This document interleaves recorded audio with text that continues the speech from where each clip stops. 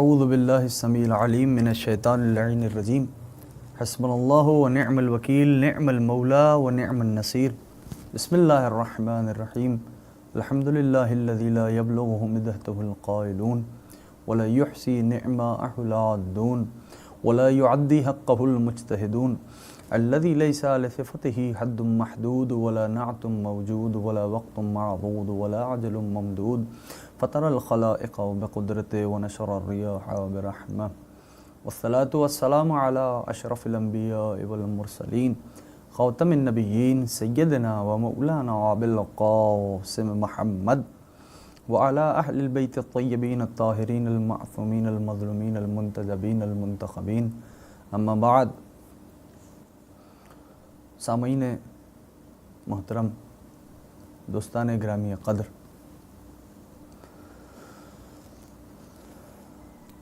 کامیاب ہے ہر وہ شخص جو اس ذکر سے متمسک ہو گیا. سبب کامیابی، سبب کامرانی ہر اس فرد کی وہی ہستیاں ہیں جن کا یہ پاک، مقدس، مطہر، طیب، طاہر ذکر ہے. ایک مختصر سے واقعے سے آغاز کرنے لگا ہوں آج کی گفتگو کا. ایک حاکم تھا، اس حاکم کا نام فضل ابن عامر تھا. اس کا ایک بیٹا شکار پہ گیا اور دو باتیں ملتی ہیں، دونوں آپ کی خدمت میں پیش کر دیتا ہوں. ایک یہ کہ خود گھوڑے سے گرا اور مر گیا. دوسری یہ کہ انہی کے سپاہیوں میں سے کسی کا تیر اس کے بیٹے کو لگا جو اس کی گردن پہ لگا اور وہ وہیں پر مر گیا. کتابوں میں یہ بات ملتی ہے کہ روتے پیٹتے جب شاہی لشکر پہنچا، آذربائیجان کا حاکم تھا فضل ابن عامر، پہنچا اس کے دربار میں. ظاہر سی بات ہے، جوان بیٹا تھا، مر گیا. بادشاہ غضب کے عالم میں، غصے کے عالم میں ایک مرتبہ غضبناک ہو کے کہنے لگا، بلاؤ میرے دربار کے علماء کو. آئے تو کہنے لگا، میرے بیٹے کو زندہ کرو. کچھ کانپنے لگے، کہنے لگے، ہم کوئی اللہ تو نہیں ہیں، لا یحیی الموت الا اللہ، صرف مردے کو اللہ ہی زندہ کر سکتا ہے، سوائے اللہ کے کوئی زندہ نہیں کر سکتا. بادشاہ کے وزیر نے جب یہ سنا تو بادشاہ چونکہ غضبناک عالم میں تھا، فوراً حکم دیا، وزیر کو بلایا، کہا ادھر آؤ، ان سب کو قید میں ڈال دو. اتنے عرصے سے میری دسترخوان کی روٹیاں کھا رہے ہیں، آج جب مجھ پہ مصیبت آئی تو یہ کوئی بھی ایسا نہیں کہ جو میری مدد کر سکے. جانتے ہو دوستوں، بس وزیر نے ایک جملہ کہا حضور ان کو آپ قیامت تک ایک چوٹی کو زندہ کرنے پہ لگا دیجئے تو ایک چوٹی کو زندہ نہیں کر سکتے. بادشاہ نے کہا پھر میری مشکل کا کیا حل ہے؟ بس وزیر نے جب یہ جملہ سنا تو فوراً فرمایا، کانا رسول اللہ صلی اللہ علیہ وآلہ وسلم یحیی الموتیٰ، اللہ کے رسول مردوں کو جلاتے تھے. وکان امیر المومنین یفعل ہکذا، اور وصی مصطفیٰ امیر کائنات اخی رسول اعظم بھی اسی طرح مردوں کو جلایا کرتے تھے. اور فکر ہے کتابوں میں کہ فوراً وہ کہتا ہے کہ اچھا تو پھر کہاں ہیں؟ کہا کہ علی تو دنیا سے پردہ فرما گئے. اور مولا کا ایک اور فرمان بھی ہے، وَكَانَ يَقُولُ الْإِمَامُ لَا يَقُولُ الْإِمَامُ وَإِمَامًا حَتَّى يُحْيِيَ الْمَوْتَ وَيَمْطِرُ الْمَطَرُ وَيَنزِلُ الْغَيْثُ وَيَفْعَلُ هَٰذِهِ وَيَفْعَلُ هَٰذِهِ الْأَفْعَالِ.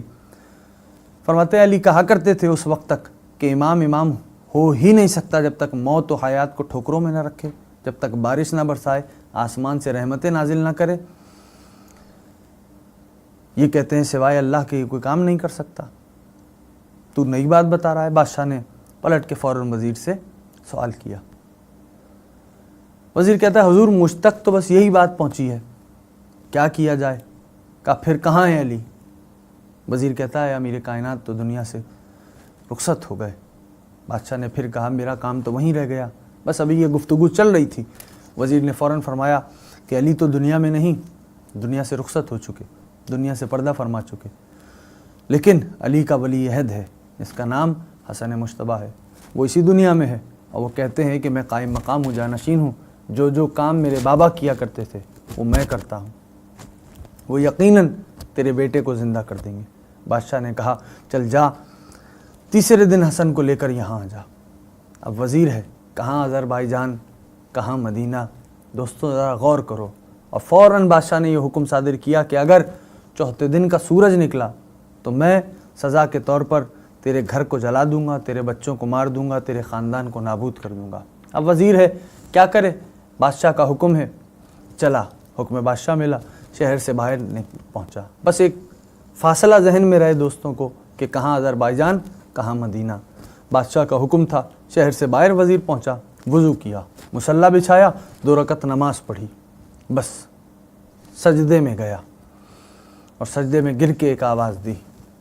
जब नमाज मुकम्मल की, सजदे में गया, सजदे में गिरकर एक दुआ की, इन कुंता तस्माउ मुनाजाती फ़ाग़िस्नी, ए अली के बेटे हसन, अगर मेरी सरगोशी सुन रहे हैं तो मेरी फरियाद को पहुँचिए।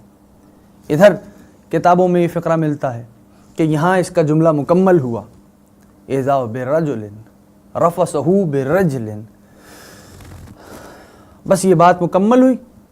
किताब में ये फ़िक्रा है कि अचानक से किसी ने अपने अंगूठे से पैर के उसके पैर पे ठोकर मारी, वज़ीर के जो सजदे में था, और ये दुआ कर रहा था, ए मौला, ए वली अहद अली मुर्तज़ा, ए हसन मुश्तबा, अगर मेरी मनाजात सुन रहे हैं तो मेरी इमदाद को आइए। बस कोई आया, अंगूठे से ठोकर मारी उसके पैर पर और फरमाया इरफ़ा रासक, सर उठा सजदे से। बस उसने सर उठाया और उठाते ही सवाल किया, मनंता, तू कौन है जो इस तरह मुझे उठा रहा है। आवाज़ आई, काना तलब तो का, जिसे अभी तू दुआओं में पुकार रहा था, मैं वही हूँ। बस पलक झपकते ही मौला वाली सब्ज़ क़बा वहाँ मौजूद थे, उसकी फरियाद रसी को अब फरमान लगे, चलो कहाँ जाना है। पहुँचे, जैसे ही बादशाह ने सरकार को आते हुए देखा, एक मरतबा इस्तकबाल के लिए खड़ा हुआ ताज़ीमन और फरमाने लगा, सरकार आपको क्या पेश करूं। मौला ने फरमाया, पेश बाद में करना, पहले मुझे बेटे की लाश दे। बस लाश मिली, सखी ने देखा कालीन में लिपटी हुई लाश थी। मौला ने ठोकर मारी, आवाज़ दी, कुम बेज़निल्लाह, उठ अल्लाह के हुक्म से। बस वो कलमा पढ़ता हुआ खड़ा हो गया। मेरे दोस्तों, मेरे अजीज़ों, बस जब बादशाह ने ये मंज़र देखा, बेटे को सीने से लगाया और फिर सखी के बारे में, सखी के दरबार में एक फ़िक्रा, मौला इमाम हसन की खिदमत में एक फ़िक्रा अर्ज़ किया। वो फ़िक्रा क्या था? कहता है कि रूए ज़मीन की क्या हकीकत, रूए ज़मीन के ख़ज़ाने क्या हकीकत रखते हैं मौला आपके दरबार में। मेरे जिगर का एक टुकड़ा है, मेरी एक बेटी है, नाम उसका रमला है। उसको अगर आप अपनी कनीज़ी में ले लीजिए तो ये मेरे लिए बड़ा बाइस इज़्ज़त होगा। बस मौला ने अपना निकाह ख़ुद वहाँ पढ़ा, कुछ दिन क़याम किया, वापस मदीने आए। अल्लाह ने सरकार को उसी बीबी से एक बेटी अता की, उस बेटी का नाम था फरवा। बस उस बेटी की निस्बत से उस बीबी की कुन्नियत पड़ी उम्मे फरवा। इस बात पे भी गौर करें दोस्तों कि जो हुज्जतों के घरों के नाम होते हैं, एक आलिम रब्बानी ने बड़ी खूबसूरत बात तहरीर की। वो फरमाते हैं कि लस्तो अदरी अन्ना सिब्तल अकबर मिनय्य हुरूफिन अल्लफ़ा इस्म इब्न हत्ताहिर लिअन्ना हुज्जज अलैहिमुस्सलाम ला यसमुना अबनाहुम व औलादहुम इर्तिजालन बल रमज़न व किनायतन इल्ला सिफ़ातिल मकनूना फ़ी ज़ातिल मुसम्मा बल व हत्ता फ़ी इस्म मरकूबिन लो वल्लाहु आलम अन्नल क़ाफ़ फ़ी इस्मिल क़ासिम मिनय्य अख़ज़ल मुश्तबा अमिलल क़ुद्स से अमिलल क़िबलते अमिलल क़ुदरते अमिलल क़ुरआन अमिनल क़द्र लिअन्ना कुल्लुल काफ़ात तुस्लिहु लिहाज़िल मुसम्मा व इन अख़ज़ा मिनल क़ुद्स फ़र्रूहुल क़ुद्स ख़ादिमुहुम व इन अख़ज़ा मिनल क़िबलत फ़बुयूतुहुम क़िबलतल अनआम व इन अख़ज़ल क़ुद्रा फ़हुवा अलैहिस्सलाम बिनफ़्सिही क़ुदरतुल्लाहि अल्लती व वर्रसहा इब्नुहु व इन अख़ज़ा मिनल क़ुरआन हुवा हफ़ीज़ुन क़ुरआनुन नातिक़ व इन अख़ज़ा मिनल क़द्र फ़हुवा सलीलु लैलतुल क़द्र।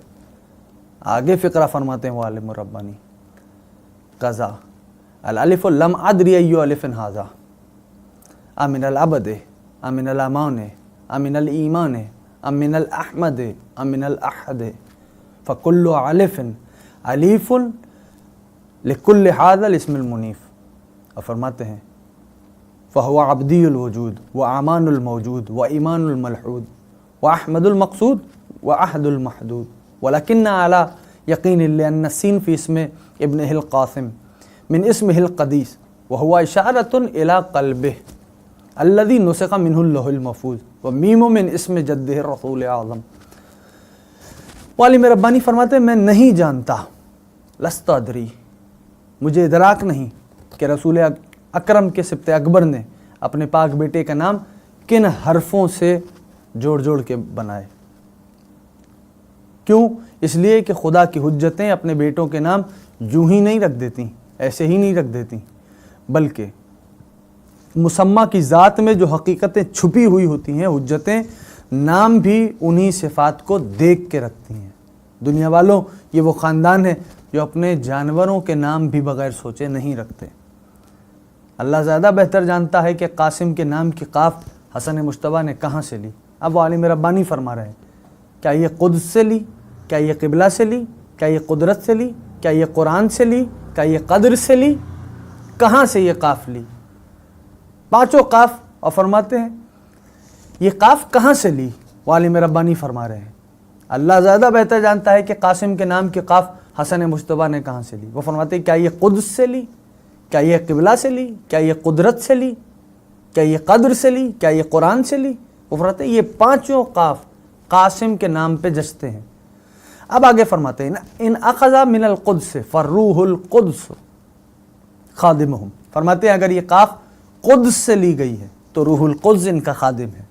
اگر یہ قاف قبلہ سے لی گئی ہے تو ان کا اپنا گھر خدائی کا قبلہ ہے.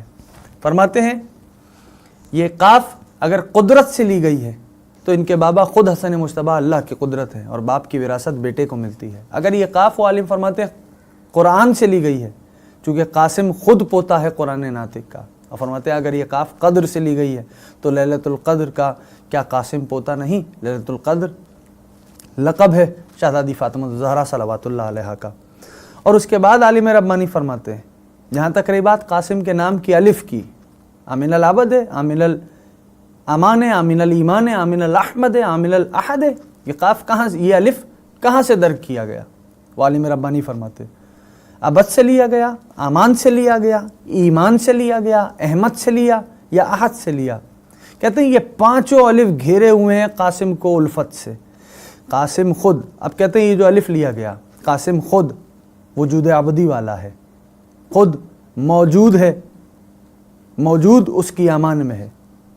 اگر یہ قاف، یہ الف کہاں سے لیا گیا ہے؟ قاسم کے نام کا.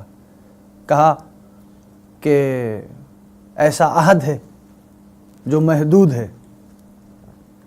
میرے دوستوں، میرے عزیزوں، آگے وہ فرماتے ہیں یہ وَلَكِنِّي عَلَى يَقِينٍ لِأَنَّ السِّينَ فِي اسْمِ ابْنِهِ الْقَاسِمِ. لیکن اگر میں اس بات کو غور کروں اور دیکھوں تو بس اس پہ میرا اطمینان ہے، یہ جو قاسم کے نام کا سین ہے یہ حسن مجتبیٰ نے خود اپنے نام سے لیا ہے. بیٹے کو جو سین دی ہے، یہ سین حسن کے دل کی طرف اشارہ ہے جسے دیکھ کر اللہ نے لوح محفوظ لکھی ہے. اور آخر میں قاسم کے نام کی میم جو ہے وہ دلیل ہے کہ اپنے جد کے اسم مطہر سے مولا حسن مجتبیٰ نے میم کو لیا. یہ قاسم کون ہے جانتے ہو؟ یہ قاسم وہ ہے کہ جب شب عاشور ماں کے قریب بیٹھا ہوا حسن کا یہ یتیم، ایک فقرہ، شہزادی نے ایک سوال کیا، قاسم ماں کے پاس تیرے علاوہ اور کوئی ہدیہ نہیں، قاسم ماں کی لاج رکھ لینا. یہی ایک فقرہ ہے اور سمجھنے والوں کے لیے مکمل مصائب ہے. تو میرا دل کہتا ہے جناب قاسم نے فقرہ فرمایا ہوگا اماں، ہاتھوں کو جوڑ کر اماں بس اتنا یاد رکھیں کہ بابا کا جنازہ گھر میں لوٹ کے آ گیا تھا، آپ کے بیٹے کا جنازہ گھر میں بھی نہیں آئے گا. اللہم لنا ولا ظالم ظلم حق محمد و آل محمد باق